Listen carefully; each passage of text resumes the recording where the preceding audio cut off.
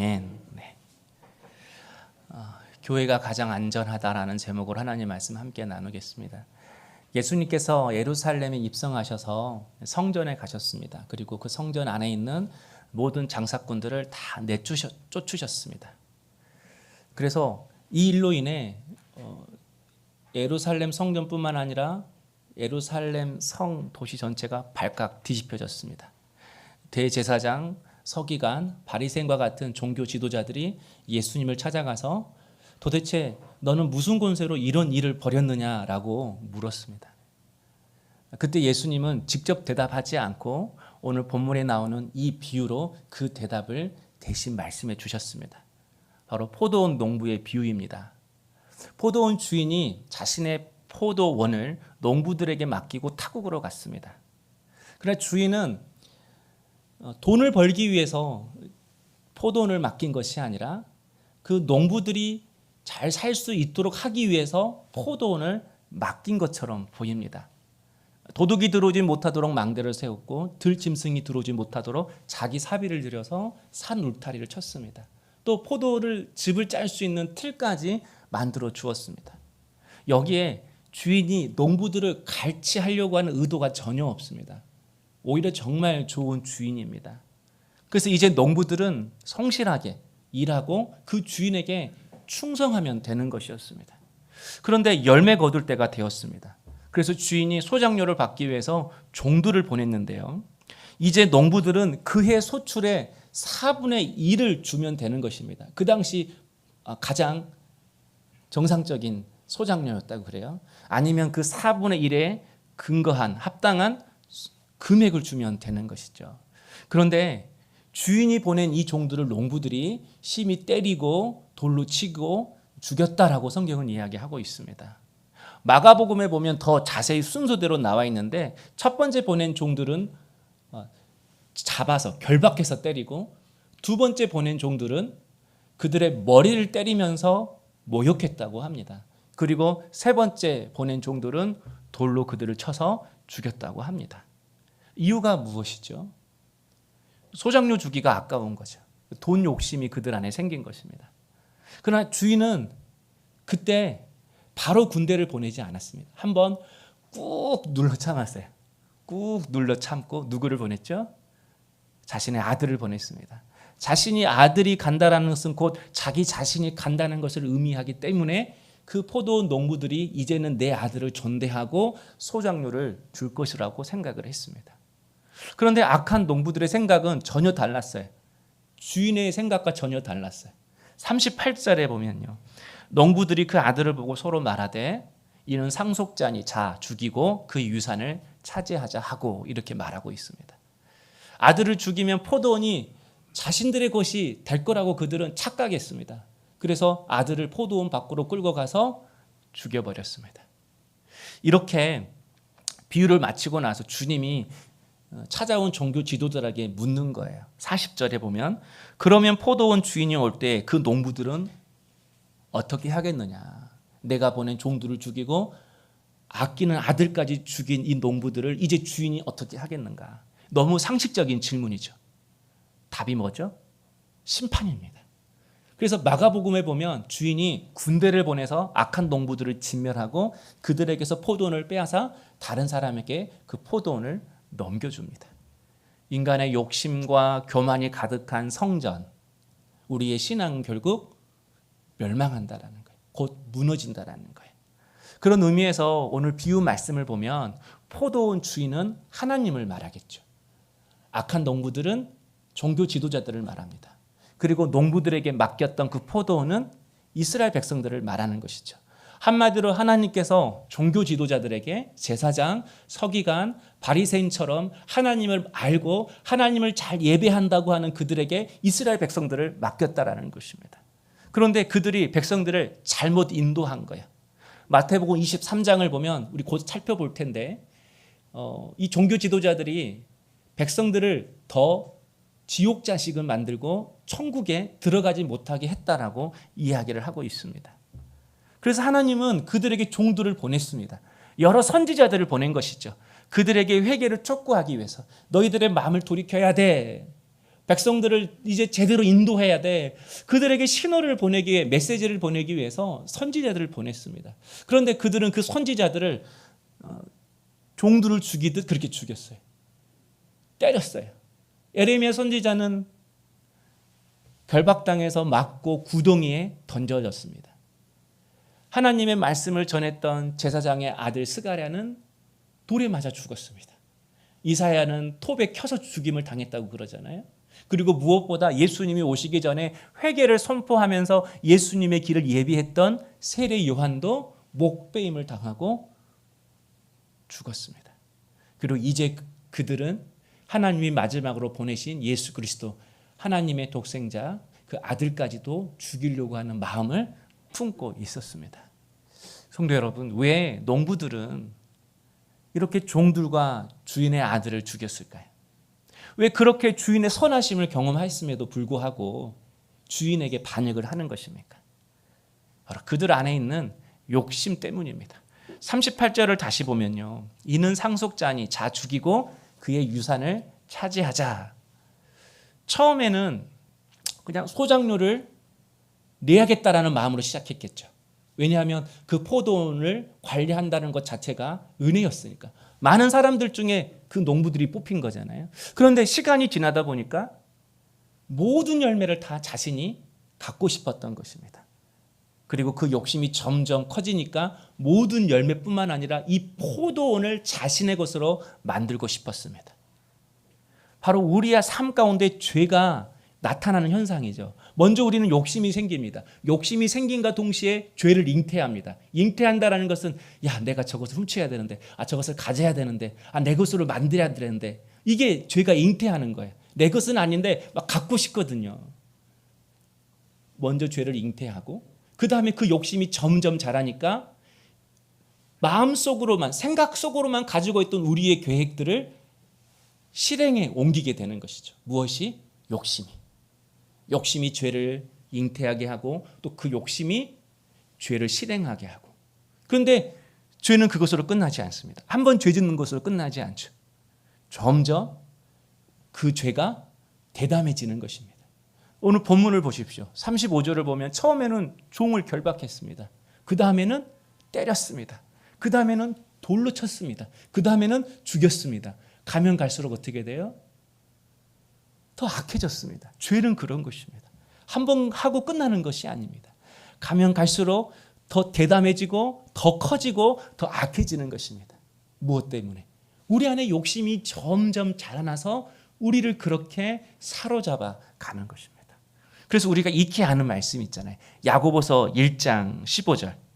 욕심이 잉태한 즉 죄를 낳고 죄가 장성한 즉 사망을 낳느니라. 우리의 욕심이 죄의 시작이고 그 욕심이 결국 우리의 삶을 망하게 한다라는 것입니다. 그러므로 우리는 지식과 나이와 경험과 상관없이 다 죄를 지을 수밖에 없는 존재입니다. 언제까지? 우리 안에 욕심이 사라질 때까지. 그때가 언제죠? 죽을 때입니다. 한마디로 우리는 죽을 때까지 죄를 짓고 살아가야 하는 연약한 죄인입니다. 비록 우리가 예수 그리스도의 보혈로 죄사함을 받았지만 여전히 우리 안에는 죄악된 본성이 있습니다. 그 죄성은 죄를 짓고 싶어하는 성질인 거죠. 죄의 경향성인 거죠. 자석이 항상 북쪽을 향하듯이 내 마음은 항상 죄를 향하게 되어 있다는 것입니다. 그래서 우리는 항상 죄의 유혹에 항상 사로잡혀 있고 넘어질 수 있는 그런 연약한 존재라는 것입니다. 그럼에도 여러분, 우리가 이렇게 살아있는 이유가 무엇입니까?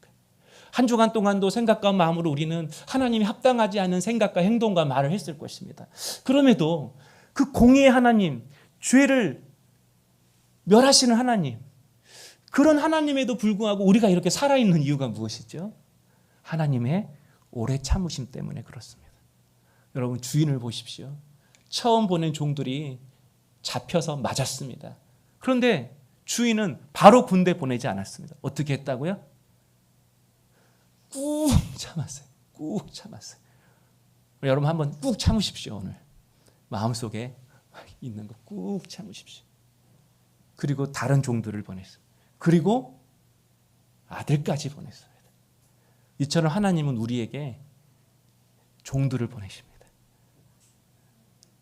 사람을 통해서, 환경을 통해서, 어떤 사건을 통해서 하나님이 우리에게 어떤 신호를 보내시는 거죠. 구약 성경에 보면 나아기도 말을 했잖아요. 발람 선지자한테 너 그리로 가면 안 돼. 너 그리로 가면 천사가 칼 들고 서 있어. 너 거기는 죽는 길이야. 사람으로 안 되니까 짐승이 말을 하게 했죠. 이게 하나님의 오래 참으심입니다. 그래서 사랑은 오래 참고, 오래 참음이 사랑이고 사랑이 오래 참음이라는 거예요. 혹시 하나님이 계속해서 나에게 종들을 보내시는데 내 안에 욕심을 버리지 못해서 모른 척하며 살고 있지는 않습니까? 하나님이 보내시는 군대는 무서워요. 이렇게 내가 곁길로 가고 죄악 가운데 살면 하나님 반드시 나를 또 만지실 텐데, 징계하실 텐데, 그러면 힘든데, 돌아가야 되는데 무서워요. 그런데 아직 군대가 안 왔어요. 그러니까 눈치를 자꾸 보는 거죠. 오늘 괜찮네? 오늘 괜찮네? 그 얼음 이렇게 얼어진 강, 우리 어르신들, 집사님들은 다 가보셨잖아요. 막 저수지에서 이렇게 썰매 이렇게 타보고 했잖아요. 그때 어떻게 되죠? 발로 이렇게 한번 이렇게 짚어보는 거죠. 괜찮나? 안 갈라지네? 금은 갔어. 근데 아직은 괜찮아. 그러는 거죠. 우리가 그렇게 하나님의 군대는 무섭지만 눈치 보면서 자기의 욕망대로 한 걸음 한 걸음 살펴가면서 살아가는 것이죠. 여러분, 두 번째로 농부들이 주인이 보낸 종들과 아들을 죽인 이유가 있습니다. 바로 그것은 자기들 안에 있는 자기 의로움 때문입니다. 아마 농부들은 열심히 일했고 그 수고한 열매대로, 그 수고한 대로 열매들을 풍성히 거두었을 것입니다.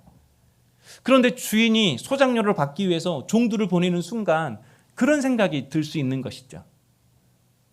내가 죽으라고 일했는데, 일한 사람은 난데, 그동안 주인이 나에게 해준 게 뭐가 있어? 내가 노력해서 이렇게 열매를 맺었잖아. 왜 그런 생각이 드는 것이죠? 주인이 어디로 갔어요? 타국으로 갔어요. 그러니까 주인이 눈앞에 안 보이는 거죠. 그래서 열심히 일하는 자기 자신만 항상 보이는 것이죠. 그 포도원 누가 줬죠? 주었죠?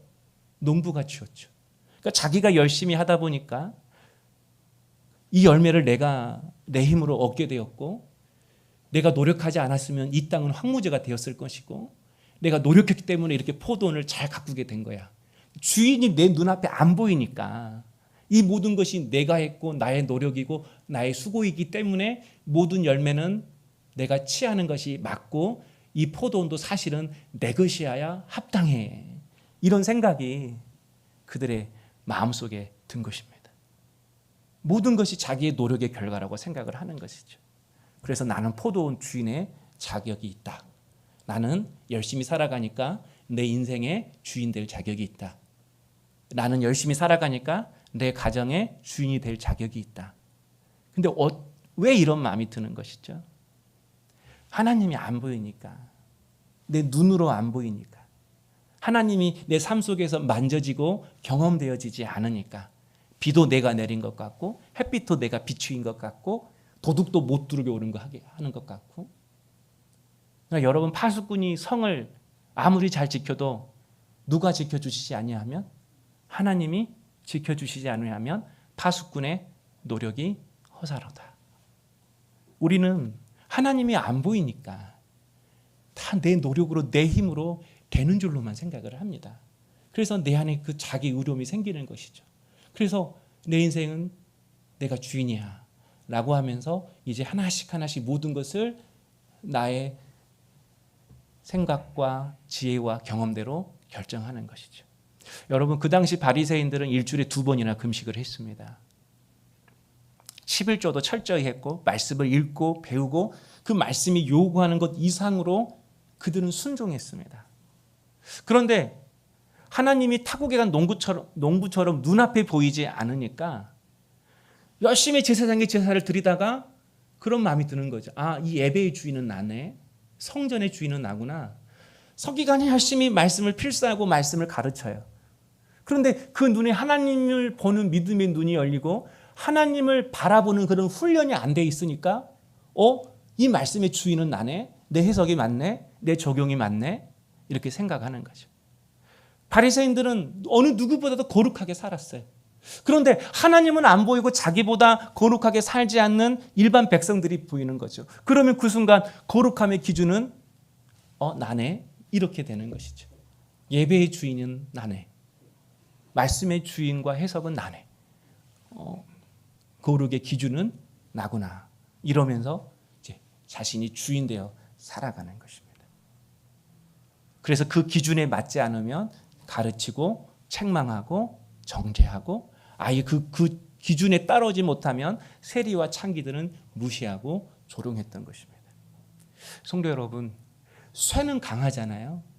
그 쇠로 무기도 만들고 배도 만들고, 하여간 우리가 견고하다고 생각하는 것들은 다 철로 만들어집니다.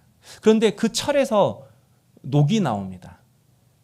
그 녹이 결국은 그 쇠를 어떻게 하죠? 부식시킵니다. 삼킵니다.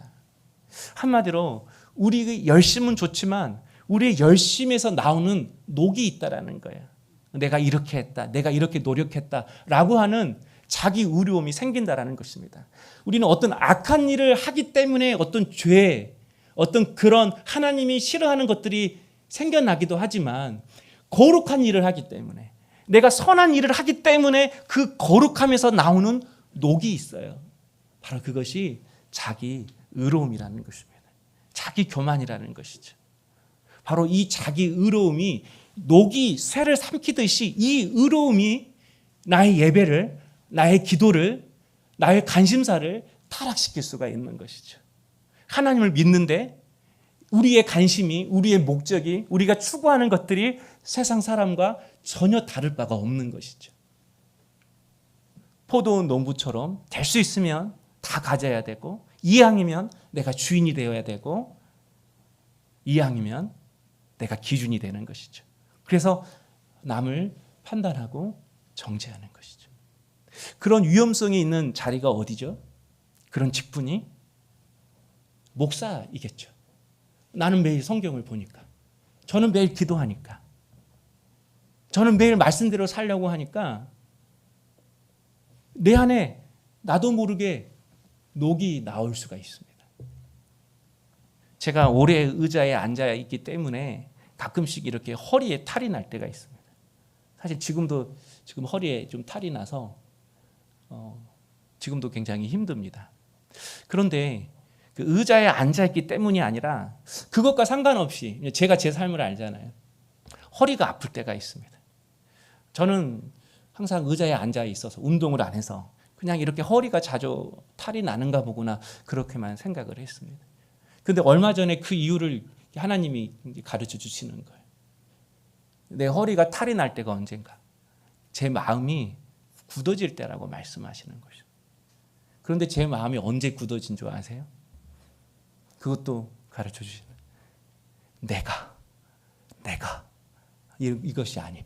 내가 어떻게 했는데, 내가 어떻게 했는데, 내가 이렇게 노력했는데, 내가 이렇게 기도했는데, 하나님 이것밖에 안 해주시는 거예요? 이것밖에 안 되는 거예요? 내가 어떻게 했는데 우리 애들이 이것밖에 못하나? 이렇게 내가 하면서 자꾸 나를 드러내는 순간 내 마음이 굳어지고, 마음이 굳어지니까 내 몸이 굳어지더라고요. 그러니까 허리가 굳어지고 목이 굳어지더라고요. 그래서 제가 비로소 구약 성경에 보면 하나님 이스라엘 백성들에게 자꾸 했던 말이 뭐죠? 목이 뻣뻣한 백성. 그 일을 알겠어요. 내가 이렇게 따라왔는데, 내가 애굽 버리고 따라왔는데, 내가 이렇게 광야길 걸어가는데 하나님 만나를 딱 그 분량밖에 주시지 않는 거예요. 오늘은 딱 여기밖에 걷게 하시는 거예요. 오늘 좀 더 갈 수 있잖아요. 가나안 땅 좀 더 빨리 갈 수 있잖아요. 내가 어떻게 했는데. 알고 보니 저는 자꾸 내가 이렇게 하는 사람이었더라고요. 내가 하는 이렇게 말할 때 하나님이 저에게 네가 물을 주었니? 네가 씨를 뿌렸니? 네가 자라나게 했니? 아무 말 하지 못했습니다. 여러분이 내가 전도해서 왔습니까? 제가 설교를 잘해서 여러분이 이렇게 말씀을 듣고 앉아 있는 것입니까? 내가 어떤 능력이 있어서 여러분이 헌금도 하고 봉사도 하는 것입니까? 저는 웃기지도 못하잖아요. 하나님이 씨를 뿌렸고 자라게 하셨고 은혜도 주시고 물도 주시고, 그러니까 내가라고 하는 이것이 어둠이라고 말씀하세요. 어둠. 그래서 내가 할 때마다 이렇게 선포하라고 하시다. 여호와는 나의 목자시니. 여호와는 나의 목자십니다. 너의 삶의 주인은 네가 아니라 나야. 내가라고 할 때에, 그것 때문에 남편에게 서운한 마음이 들 때, 자녀 때문에 서운한 마음이 들 때마다 내가 여호와는 나의 목자시니, 이렇게 고백할 수 있는 성도님 될 수 있기를 원합니다. 한번 따라해 볼까요? 여호와는 나의 목자시니. 다시, 여호와는 나의 목자십니다. 아멘. 그러므로 신앙생활에 있어서 중요한 것이 여호와를 나의 목자로 삼고 살아가는 것입니다. 그런데 여호와를 나의 목자로 삼고 살아가는 것은 여호와는 나의 목자십니다라고 하는 그저 입술의 고백으로 사는 것이 아닙니다. 여호와를 나의 목자로 삼고 살아가는 삶은 바로 회개의 삶인 것입니다. 많이 운다고 성경을 읽는다고 또 때로는 그 말씀 붙잡고 기도한다고 내 안에 의로움이 깨어지는 건 아니더라고요. 언제 내 안에 의로움이 깨어지는가? 맞아요. 여러분 고생하죠. 엄마로서 아빠로서 고생하죠. 그런데 그 의로움, 그 녹이 나와서 더 우리의 삶을, 내 마음을 힘들게 하죠. 근데 그거에 언제 깨지는가? 바로 회개할 때입니다. 회개밖에 우리의 의로움이 깨지는 길은 없습니다. 그런데 우리는 회개를 별로 하지 않습니다. 왜냐하면 법조문에 기록된 죄를 짓지 않았거든요. 형법에 기록된 죄를 짓지 않았거든요. 또 다른 사람과 비교해 보니까 제법 괜찮게 잘 살거든요. 예수 안 믿는 사람들보다, 또 예수 믿는 사람들보다 괜찮게 살거든요. 그러니까 법조문에 기록된 죄를 짓지 않고, 그래도 세상 사람들보다 내가 잘 산다고 생각이 되어지니까 하나님 앞에 기도할 때마다 어떤 기도를 하게 되냐면 나의 필요를 채우는 기도를 먼저 하게 되어 있습니다. 사람을 죽였어요. 이 사람이 필요한 것은 뭐겠죠? 오늘 또 먹을 거 필요하나요? 아니겠죠. 이 사람이 필요한 것은 용서해 달라는 것이 필요하겠죠. 그러니까 자신은 죄인이 아니라고 생각하니까 하나님 앞에 설 때마다 자꾸 내 필요와 능력과 은혜를 자꾸 구하는 것으로 끝나는 것입니다. 또 항상 자신은 억울하고 희생한다고만 생각하는 거죠. 그래서 항상 하나님 앞에 기도해도 하나님 억울해요.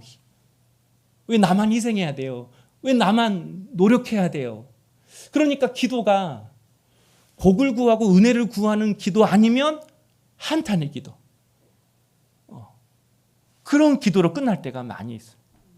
또 가끔씩 은혜 주셔서 기도하면 혹시라도 혼날까 봐 두려워서 또 죄를 고백하고 할 때가 있는 것이죠.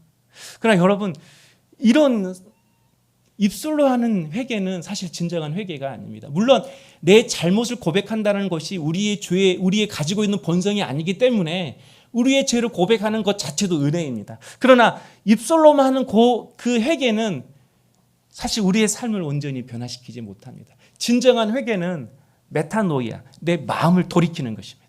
내 삶의 방향을 하나님께로 돌이키는 것입니다. 그래서 진정한 회개라는 것은 내가 하나님께로 돌이키는 것이기 때문에 기준이 누구예요? 하나님인 거죠. 하나님께로 돌이키는 것이 회개니까 기준은 하나님인 것입니다.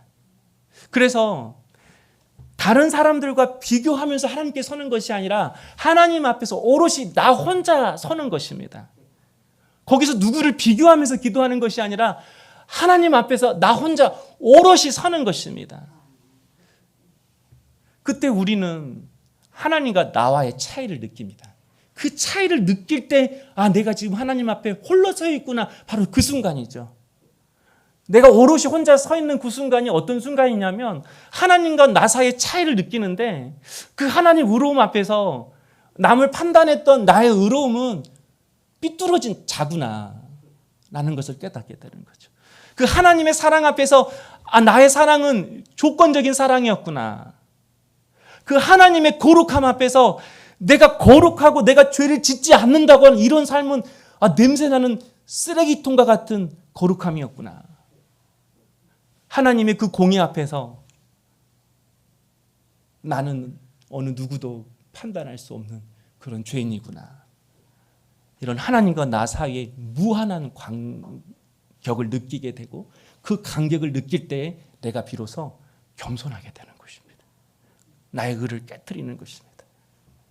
하나님과 나 사이의 간격이 느껴지니까 지금 내게 필요한 것은 어떤 먹을 것도 입을 것도 그런 것들보다 하나님의 자비와 은혜가 아니면 오늘 또 살아갈 수 없는 죄인임을 알게 되는 것입니다. 그래서 하나님 오늘 또 내 마음을 돌이켜서 주께로만 향하는 삶이 되게 해주옵소서. 100%, 380, 360도 여러분 바꾸란 말이 아닙니다. 회개라는 것은 넘어졌다 해도 오늘 그냥 다시 한번 하나님 뜻대로 살아보기로 결정하는 거예요. 내가 한 번 그렇게 넘어졌다 할지라도 그렇게 마음을 한번 쑥 돌이키는 거예요. 그게 회개인 것입니다. 사랑하는 성도 여러분, 이것을 내가 경험할 때만이 말씀을 볼 때에도 내 자신이 누구인지를 알게 되는 것입니다. 신학자 데럴이라는 교수님은 성경을 볼 때 바리새인의 입장으로 성경을 보래요. 우리 이 21장을 볼 때 어떤 입장으로 주로 보냐면 그래 나 종이야. 나 오늘 또 복음을 전해야 돼. 나 오늘 또 사랑을 전해야 돼. 나 오늘 또 가정을 바꿔야 돼. 종의 입장에서 보지 말고 바리새인의 입장으로 그래 이 바리새인 나야 라고 성경을 볼 때에 내 안에 진정한 회개가 일어나고 우리의 삶이 바뀌기 시작한다는 것입니다. 성도 여러분, 농부들이 바쳐야 할 소작료는 그리 크지 않은 금액입니다. 농부들이 바쳐야 할 그 소작료의 그 크기는 주인을 주인으로 인정할 만큼의 소작료를 주면 되는 것이죠.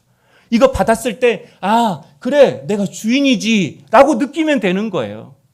뭐 절반을 5분의 4를 가져가는 게 아니죠. 받는 순간 주인을 주인으로 인정하는 것만큼 드리면 되는 것이죠. 그게 뭐죠? 주인을 주인으로 인정하는 것만큼 드리는 것이 또 11조 생각하는 거죠. 아니에요. 회개예요, 회개. 내 삶에서 회개의 시간을 드리는 거예요. 그것이 하나님을 하나님으로 내 삶의 목자로 주인으로 인정하는 것. 그 소작료가 하나님 앞에 내 마음을 돌이키기 위해 서는 그 순간이 소작료를 드리는 시간인 것입니다. 그렇다면 여러분은 한 주간 동안 회개를 해보신 적이 있으십니까? 하나님 오늘 또 내 마음을 돌이키기를 원합니다. 오늘 또 내가라고 살았습니다. 그러나 주님으로 살 수 있는 삶을 살지 못했습니다. 만약 한 주간 동안 여러분 삶 속에서 회개가 없었다면 분명히 여러분은 자기 의로움으로 살았을 것입니다. 여러분 욕심대로 살았을 것입니다. 자신의 뜻 한 번도 꺾지 않았을 것입니다. 어떤 분노나 어떤 아픔과 외로움이 내 감정을 사로잡을 때 그 감정을 한 번도 내려놓지 않고 그 감정에 붙들려 살았을 것입니다. 항상 나만 노력하고 희생하는, 그래서 자기 한탄으로 살아갈 수도 있었을 것입니다. 여러분 종교 지도자를 보십시오. 그들은 항상 백성을 판단하고 가르치려고만 했습니다. 왜냐하면 그것이 하나님을 사랑하는 방식이라고 생각했거든요. 내가 저 사람을 괴롭혀야지. 바리새인들 절대 그렇지 않았습니다. 그들은 이 민족이 말씀대로 살지 않았기 때문에 멸망을 당했다라고 생각해서 이 민족을 사랑하는 방법이 그들에게 말씀을 가르치고 말씀대로 살게 하는 것이 그들의 사랑의 표현이었습니다. 방식이었습니다. 정당한 목적이 있었습니다. 그러나 그들의 정당한 목적이 백성들에게 상처를 주었습니다. 왜죠? 하나님 앞에 오롯이 서서 자신을 보지 않으니까, 하나님 앞에서 항상 다른 사람과 비교해서 자기가 서니까 필요한 것은 은혜고 능력이고 칭찬받기를 원하고 오늘 또 그에 합당한 축복을 내려달라고 기도하다가 결국 곁길로 가게 된 것입니다. 저는 무슨 일을 하든지 잘 하려고 합니다. 특별히 하나님의 일은 최선을 다해야 되고 최고로 해야 한다는 생각이 제 안에 있습니다. 그래서 저는 한 번도 사실 허투루 이 목회의 길을 걸어본 적이 없습니다. 바로 그것이 하나님께 사랑받는 길이고 성도들에게 인정받는 길이라고 생각하기 때문입니다. 그런데 이런 생각이 내 안에 있다 보니까 이 사역의 기준이 우리 배 목사님에게 그대로 적용이 되는 겁니다. 그래서 배 목사님이 열심히 해도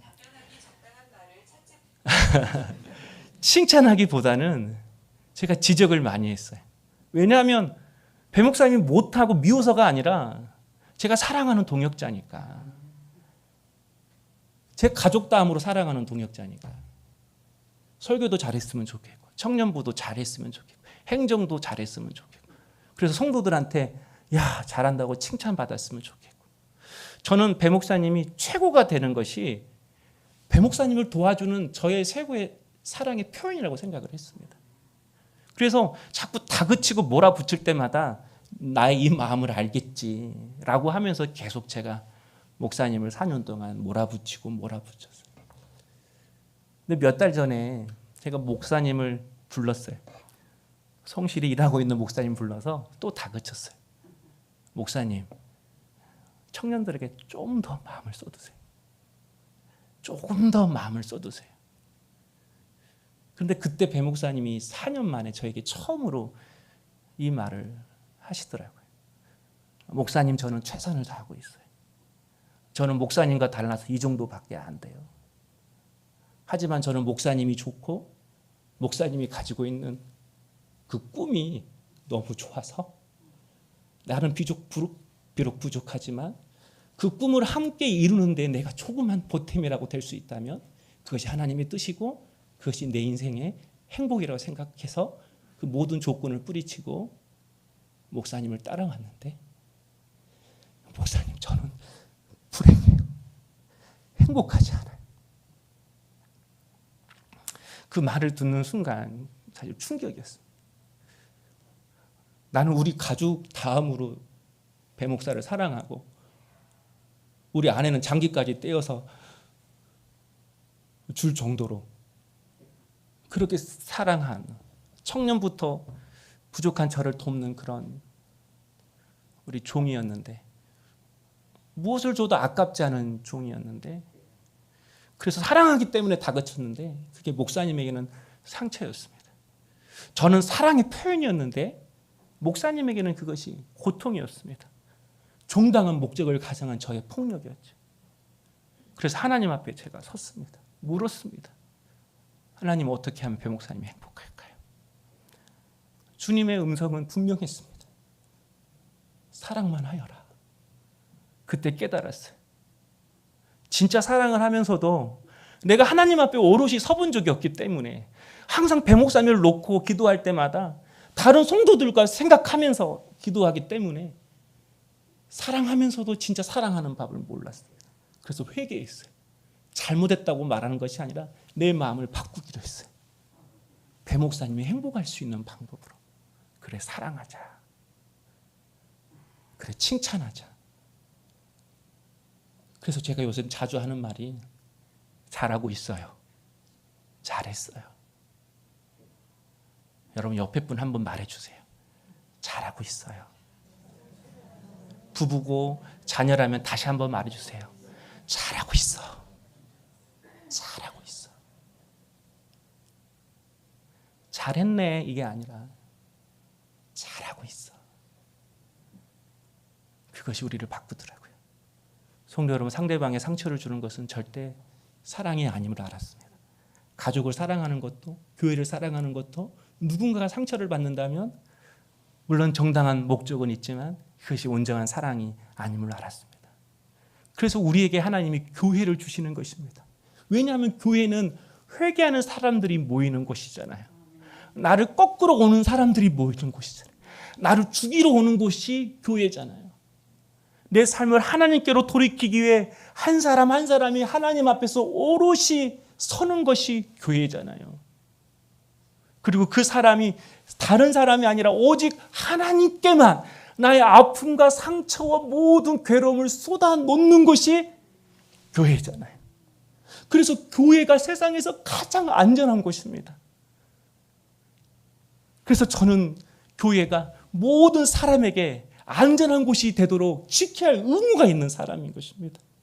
여러분이 하나님께만 그의 마음의 아픔과 상처와 세상의 그 힘든 감정들을 쏟아낼 수 있도록 여러분을 돌보고 때로는 가르치고 인도하는 것이 저의 일이고 저의 사명인 것입니다. 사랑하는 성도 여러분, 오늘 또 하나님 앞에, 말씀 앞에 우리 오롯이 나 혼자 서십시다. 그럴 때 우리는 우리 각자가 얼마나 낮은 존재이고 약한 존재이고 은혜 없이는 살아갈 수 없는 존재를 깨닫습니다. 우리 모두 비틀어지고 깨어진 한 영혼 한 영혼을 위해 서로 사랑함으로 우리 안전한 교회를 만들어 가십시다. 항상 마음을 주께 돌이키는 진정한 회개의 사람이 되십시다. 그것이 하나님이 우리를 물된 동산교회로 보내신 이유입니다.